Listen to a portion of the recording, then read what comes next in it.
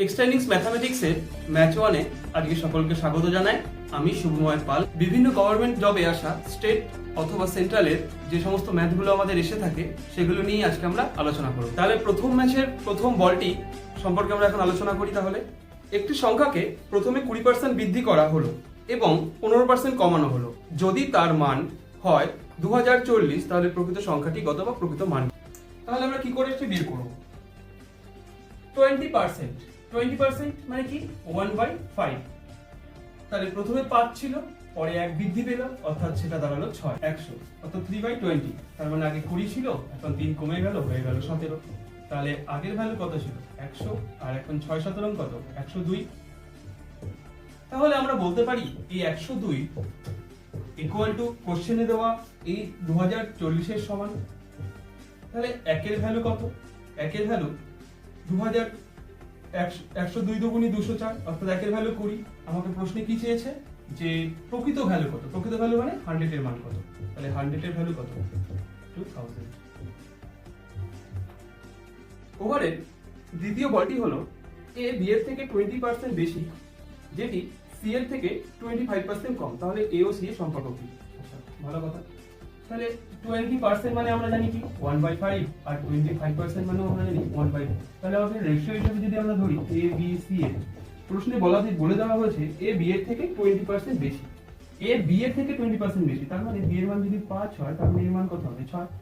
আচ্ছা, আবার বলেছে এটি সি এর থেকে 25% কম, তার মানে কি বি সি এর থেকে 25% কম। যদি সি এর মান 4 হয়, তার মানে সে বি এর মান 3 হবে। তাহলে বি এর মান যদি 3 হয়, তার মানে এর মানও তো 3 হবে। তাহলে এর মানটা কত হবে? 5। তাহলে আমরা এ আর সি এর রেশিওটা কি পেলাম? 18 আর হচ্ছে 20। প্রশ্ন চেয়েছে কি এ ও সি এর সম্পর্ক চেয়েছে না? জানি A by C equal to 18/20। Clear? তাহলে 10 দুগুণী 20, 9 দুগুণী 8। তাহলে ফাইনালি আনসারটা কি দাঁড়ালো? a equal to 0.9 C. এটাই এদের সম্পর্ক। তাহলে অপশন অনুযায়ী অপশন এ। ওভারের তৃতীয় বলটি হলো একজন ব্যাটসম্যান 11তম ইনিংসে 100 রান করার পর রানের গড় 5 বৃদ্ধি পেয়েছে। 10তম ইনিংসে পর্যন্ত রানের গড় কত করেছে সেটাই আমার কাছে জানতে হবে। তাহলে বলেছে 11তম ইনিংসে 100 রান করার পর রানের গড় 5 করে বৃদ্ধি পেয়েছে। তাহলে যখনই তোমাকে এই ধরনের ইনিংসের ম্যাচ দেওয়া থাকবে, তুমি যে গড়টা এখানে দেওয়া আছে তার আগের অবধি ধরে নেবে। তাহলে 11তম ইনিংস দিয়েছে না এখানে, তাহলে 11তম ইনিংস যেটা ধরবে না, ওটা ধরবে 10ম ইনিংস। 10ম ইনিংসে কত করে বৃদ্ধি পেয়েছে? 5 করে বৃদ্ধি পেয়েছে। তাহলে 5 করে যদি বৃদ্ধি পায়, তাহলে 10 ইন্টু 5 অর্থাৎ 50 বৃদ্ধি পেয়েছে। 11তম ইনিংসে তার রান কত ছিল? 100 রান। বলেছে 100 রান করা হলে, তাহলে বলেছে যে 11তম ইনিংসে সে 100 রান করে, তাহলে 10তম ইনিংসে তার গড়ের রান কত ছিল? তাহলে 100 থেকে 50 মাইনাস করে দাও, 50 ছিল। গড়ের রান 50 ছিল, অর্থাৎ অপশন সি।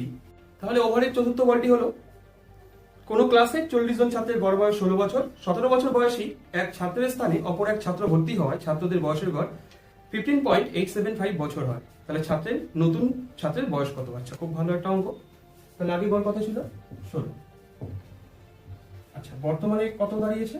যে 17 বছরের ছাত্রের স্থানে নতুন একজন আসাতে বয়সের গড়টা প্রত্যেকের কমে গেছে, হয়ে গিয়ে হয়েছে তাহলে 5, 7 টাকাকে 8, 2, 8 টাকাকে 9, মানে 0.125। এটা কি হয়েছে? এইটা প্রত্যেকে রিডিউস হয়েছে। কতজনের থেকে রিডিউস হয়েছে? ওই প্রথমে যে 40 জন ছিল, 40 জনে 0.125 রিডিউস হয়েছে, অর্থাৎ কমে গেছে। তাহলে 125 মানে হচ্ছে 000। তাই 16 কেটে গেল, 4 25 100, 5 25 125, অর্থাৎ 40 জনে 5 কমে গেছে। 40 জনের কত কমেছে? 5 কমেছে। তাহলে বলেছে নতুন ছাত্রের বয়স কত? তাহলে 17 বছর। আমি এইটুকুনি তো বুঝতে পারছি যে তার মানে 17 বছর বয়সী যে ছাত্রটা, সে চলে যাওয়াতে তার পরিবর্তে যে এসেছে সে নিশ্চয়ই তার থেকে বয়স কম হবে। তাহলে কত কম হবে? তাহলে 17 থেকে এই 5 কম হবে, কারণ এই 5 বছর সকল থেকে কমে এসেছে, অর্থাৎ 12 বছর।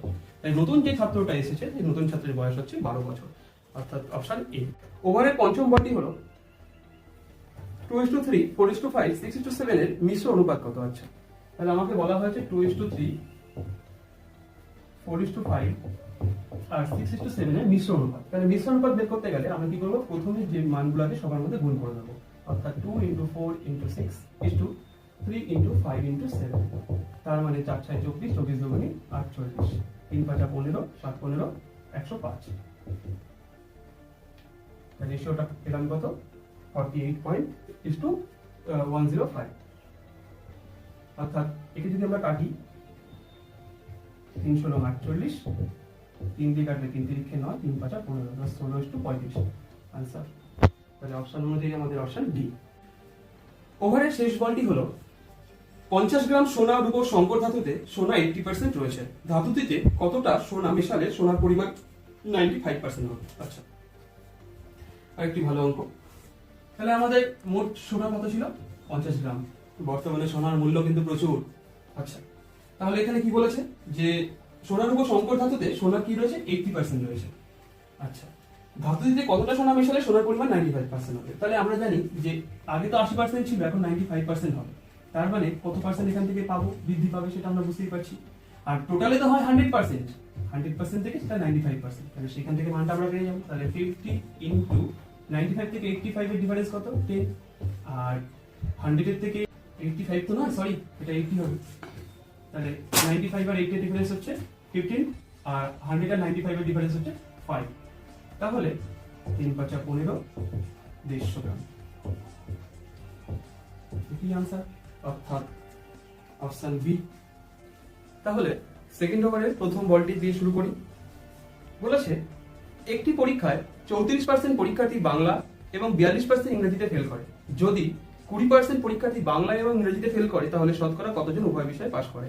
আচ্ছা, আর একটি খুব ভালো অঙ্ক, পরীক্ষায় আসা খুব পরিচিত অঙ্ক। আমি জানি টোটাল 100% লোকজন থাকে। তার মধ্যে এখানে প্রশ্নে আমাকে যে কি বলে দিয়েছে? প্রশ্নে বলে দিয়েছে যে 34% বাংলাতে এবং 42% ইংরেজিতে ফেল করে। 34% বাংলাতে আর 42% কি করে?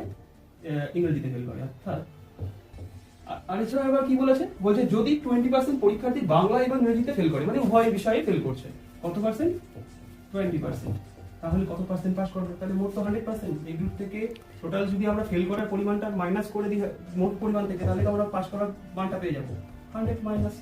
তাহলে 34 আর 42 যোগ করলে 4 আর 2 6, 3 আর 4 7 মাইনাস 20। অর্থাৎ 76 থেকে 20 যদি মাইনাস করি কত পাচ্ছি? 56। তাহলে 100 থেকে 56 মাইনাস করলে 44%। অর্থাৎ কতজন পাস করবে? 44%। Option A. দ্বিতীয়বারের দ্বিতীয় বলটি হলো একটি গুরুত্বপূর্ণ অঙ্ক। একজন অসাধু দোকানদার কিছু বাদাম কিনে 64 টাকা প্রতি কেজি দরে, তিনি সেগুলি বিক্রি করে 80 টাকা প্রতি কেজি দরে। এছাড়া সে ওজনে 1 কেজির পরিবর্তে আবার 800 গ্রাম দেয়, তাহলে তার প্রকৃত লাভের হার কত? বাহ, খুব সুন্দর একটি অঙ্ক। এটাও একটি খুব প্রচলিত এবং পরিচিত অঙ্ক প্রত্যেকের কাছে। বলছে যে কি, যে বাদামের দাম সে কিনেছিল 64 টাকা প্রতি কেজি দরে, এবং বিক্রি করবার সময় সে কি করেছে? সে সেটা বিক্রি করেছে 80 টাকা প্রতি কেজি দরে। আচ্ছা, এখানে শেষ হলো না। এরপরে বলছে তার সে ওজনে 1 কেজির পরিবর্তে আবার 800 গ্রাম দেয়, তার মানে তার দেবার কথা ছিল 1000 গ্রাম, সে দিচ্ছে কত গ্রাম? 800 গ্রাম। তাহলে পার্সেন্টেজটা কত? এটা বের করতেই পারবো আমরা এখান থেকে। 4 × 16 = 64, 4 × 25 = 100।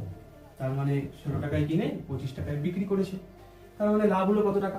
এটা আমরা এখান থেকে পাবো। 16 আর 25 ডিফারেন্স 9, তাহলে 16 টাকায় 9 টাকা, 100 এ কত? 4 × 16 = 64, 4 × 25 = 100, 9 × 25 = 225, ডিভিশন বাই 4। তাহলে 4 × 5 = 20, 4 × 6 = 24, 4 × 5 = 20, 4 × 6 = 24, 0.1, 4 × 2 = 8, 4 × 5 = 56.25%। কি आंसर? অর্থাৎ অপশন অনুযায়ী অপশন ডি। দ্বিতীয় ওভারের তৃতীয় বলটি হলো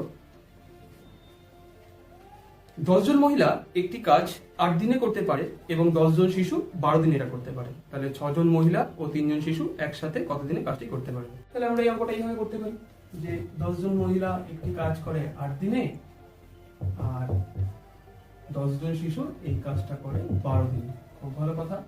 তাহলে 6 জন মহিলা এবং 3 জন শিশু একসাথে কাজটা কত দিনে করবে? তাহলে 6, তাহলে এখানে 3 × 2 = 6, 4 × 2 = 8, 3 × 4 = 12। তাহলে এখানে কি পাবো? 3/40 প্লাস 1/40।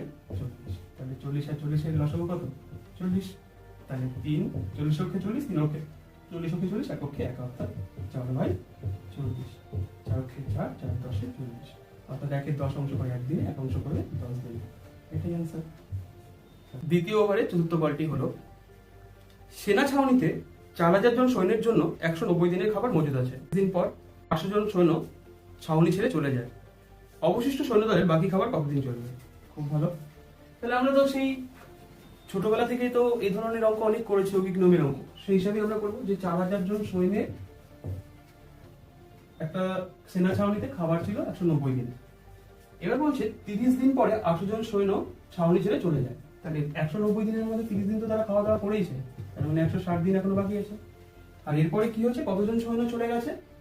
800 জন সৈন্য চলে গেছে। অর্থাৎ 4000 থেকে 800 জন যদি মাইনাস হয়ে যায়, কোথায় কত? 3200। তাহলে এদের কতদিন চলবে খাবারটা, এটাই আমাকে বের করতে হবে।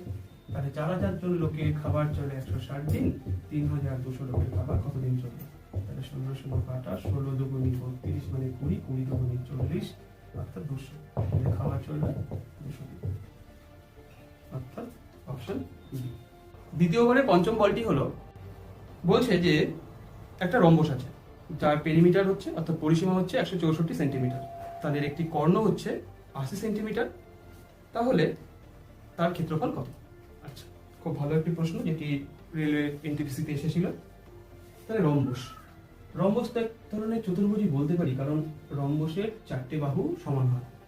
আমার ড্রয়িং ক্যাপাসিটি খুব খারাপ, কেউ কিছু মনে করবে না। প্রশ্ন বলে দিয়েছে যে একটা রম্বসের পরিসীমা, তাহলে এর এই বাহুটা, এই বাহু, এই বাহু, এই বাহু, 4টে বাহুই সমান হয়, অর্থাৎ তার পরিসীমা কি হয়? রম্বসের পরিসীমার সূত্র হচ্ছে 4a। তাহলে এই 4a সমান সমান কত? 164। তাহলে বাহু কত? 41। তাহলে বাহু কত পেলাম? 41। তার মানে এটাও 41, এটাও 41, এটাও 41, এটাও 41। এবার বলা হয়েছে যে একটা ডায়াগোনাল লেন্থ হলো 80 সেন্টিমিটার, তার মানে একটা কর্ণ 80। যদি আমরা এটাকে 40 ধরি, এটাকেও তো 40 ধরতে পারি, এই কর্ণটা পুরোটা তো 80। তাহলে দেখো এই অনুযায়ী এটা আমরা একটা কি পাচ্ছি? এটা আমরা অতিভুজ পাচ্ছি না? পাচ্ছি তো অতিভুজ। তাহলে অতিভুজের সূত্র কি? লম্ব স্কয়ার প্লাস ভূমি স্কয়ার ইজ ইকুয়াল টু অতিভুজের স্কয়ার। মানে অতিভুজ পাচ্ছি যেহেতু, অতিভুজের সূত্রটা কি? অতিভুজ স্কয়ার ইজ ইকুয়াল টু লম্ব স্কয়ার প্লাস ভূমি স্কয়ার। তাহলে অতিভুজের মানটাই আমাকে বের করতে, অতিভুজের ভ্যালুটা জানি কত? 41, তার স্কয়ার। লম্ব কত আছে? 40, তার স্কয়ার। ভূমি কত আছে? জানি না, ভূমি মানে হচ্ছে বেস, তার স্কয়ার। তাহলে আমরা বেসের ভ্যালু যদি বের করতে চাই, তার মানে আমরা কি জানি? অতিভুজের স্কয়ার মাইনাস লম্ব স্কয়ার করতে পারি। তাহলে এটা একটা সূত্র তো ফেলতে পারি, কি? a স্কয়ার মাইনাস b স্কয়ারের ফর্মুলা, অর্থাৎ a plus b into a minus b। তাহলে a প্লাস b বলতে গেলে কি? 41 আর 40 এর যোগফল, তাহলে 81। আর a মাইনাস b বলতে গেলে 41 আর 40 এর ডিফারেন্স কত? 1। তাহলে b স্কয়ার অর্থাৎ ভূমি স্কয়ার সমান সমান 81। তাহলে স্কয়ার তুলতে গেলে রুট করে দিতে হবে। সুতরাং b এর মান কত পাচ্ছি? 9 পাচ্ছি না আমরা। তাহলে বেস অর্থাৎ ভূমিটা কত পেয়ে গেলাম? ভূমি পেয়ে গেলাম 9। তার মানে এটা যদি আমরা 9 পেয়ে থাকি, তার মানে এটাও তো 9। তাহলে এটা 9 মানে এটা 9, তাহলে পুরো ডায়াগোনালটা কত? 18 না? তাহলে প্রশ্ন চাওয়া হয়েছে যে এই তোমার রম্বসটির ক্ষেত্রফল কত? তাহলে রম্বসের ক্ষেত্রফল অর্থাৎ এরিয়া সূত্র হলো half into diagonal 1 into diagonal 2, অর্থাৎ কর্ণ 1 ইনটু কর্ণ 2। তাহলে কর্ণ 1 এর মান কত পেলাম? 9 9 18। আর কর্ণ 2 এর মান তো আমরা জানি কত? 40 40 80।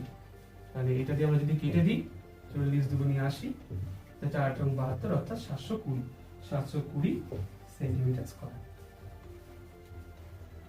অপশন হলো অপশন বি।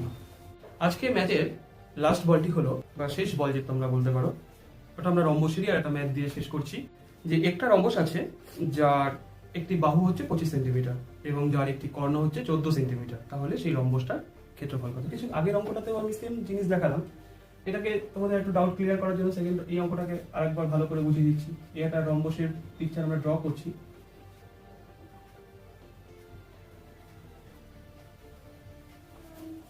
আচ্ছা, আমি এই কিছুক্ষণ আগে একটা কথা বলেছি যে রম্বসের 4টে বাহু সমান হয়। তাহলে এখানে বলে দিয়েছে যে এর একটা বাহু হচ্ছে 25 সেন্টিমিটার, তার মানে এটা যদি 25 হয়, তার মানে এটাও 25, এটাও 25, এটাও 25, তাই তো? তাহলে এই 4টে বাহু 25 25 করে গেল। এবার বলেছে একটা কোণ হচ্ছে 14 সেন্টিমিটার, তাহলে পুরোটা যদি 14 হয়, যদি এটাকে আমরা 7 ধরি, তাহলে এটা তো 7, তা 14। তার মানে কি? আমরা দেখো সেই একই জিনিস, অতিভুজ। এটা যদি 25 পাই, এটা 7 পেয়েছি, তাহলে আমার লম্বটা বের করলেই হয়ে যাবে, এক সাইড বের করতে পারি। মানে কি? হাইপোটেনিয়াস। তাহলে হাইপোটেনিয়াস স্কয়ার সূত্র হচ্ছে hypotenuse square equal to length square plus breadth square. তাহলে হাইপোটেনিয়াস মানে অতিভুজ, তাহলে অতিভুজের ভ্যালু কত? 25। 25 স্কোয়ার। লেন্থের মান আমরা জানি না, ব্রেথ ধরেছি 7, তাহলে 7 স্কোয়ার। তাহলে length square is equal two কি 25 স্কোয়ার মাইনাস 70 স্কোয়ার, মানে 7 স্কোয়ার। তাহলে 7 স্কোয়ার আমরা যেহেতু এটা বের করছি, তাহলে আমরা কি করে করবো, যে 25 স্কোয়ার কত 625, 7 স্কোয়ার 49, 25 থেকে 9 বিয়োগ করলে কত 4 একে 5, 12 থেকে 5 বাদ গেলে 7, 6 থেকে 1 বাদ গেলে 5, তাহলে লেন্থ স্কোয়ার। তাহলে লেন্থ স্কোয়ার থাকলে কি হয়, স্কোয়ার করতে রুট করে দিতে হয় না সাইডে। তাই সুতরাং লেন্থের মান কত পাবো, এটা কার স্কোয়ার, অবশ্যই 24 স্কোয়ার। তো তাহলে লেন্থ করলে হচ্ছে 24, তার মানে এটাও 24, এটাও 24, তাই তো। তাহলে এটা 24, ওটাও যদি 24 হয়, তাহলে প্রশ্নে কি চাওয়া হয়েছে, প্রশ্নে চাওয়া হয়েছে যে আমার এই রম্বসটার ক্ষেত্রফল কত। তাহলে রম্বসের ক্ষেত্রফলের সূত্র কিছুক্ষণ আগে বলেছি কি, হাফ ইন্টু কর্ণ 1 অর্থাৎ ডায়াগোনাল 1 ডায়াগোনাল 2। তাহলে আমাদের একটা কর্ণ কত আছে 24, 24, 48, তাহলে হাফ ইন্টু 48, আর একটা কর্ণ কত 7, 7, 14, তাহলে 24 দুগুণী 48, তাহলে 24 আর 14 এর গুণফল কত 336, তাহলে 336 সেমি স্কয়ার। তাহলে অপশন অনুযায়ী আমাদের হবে অপশন এ। ম্যাথ 1 এর ইংলিশটি তোমাদের কেমন লাগলো তোমরা প্রত্যেকেই কমেন্ট করে জানাও। এছাড়া তোমরা আমার এই ভিডিওটি কোথা থেকে দেখছো প্রত্যেকে কমেন্টসে জানাও। এই অঙ্কগুলো ছাড়াও তোমাদের যদি অন্য কোনো অঙ্ক সমস্যা থেকে থাকে সেগুলো আমি সমাধান করে দেব। তোমরা আমাকে কমেন্টসে সেগুলো কমেন্ট সেকশনে এসে কমেন্টস করে জানাও। তোমাদের যদি ক্লাসটি ভালো লেগে থাকে আরও ক্লাস পাওয়ার জন্য চ্যানেলটি অবশ্যই সাবস্ক্রাইব করো। এছাড়া বন্ধু বান্ধবের সাথেও তোমরা শেয়ার করে দিও। তোমরা যদি আমাদের অফলাইন ব্যাচে ভর্তি হতে চাও তাহলে আমাদের চাকদাহতে এছাড়া নিমতলাতে অফলাইন ব্যাচ চলছে, সেখানে ভর্তি হতে চাইলে স্ক্রিনে দেওয়া নাম্বারে তোমরা যোগাযোগ করতে পারো।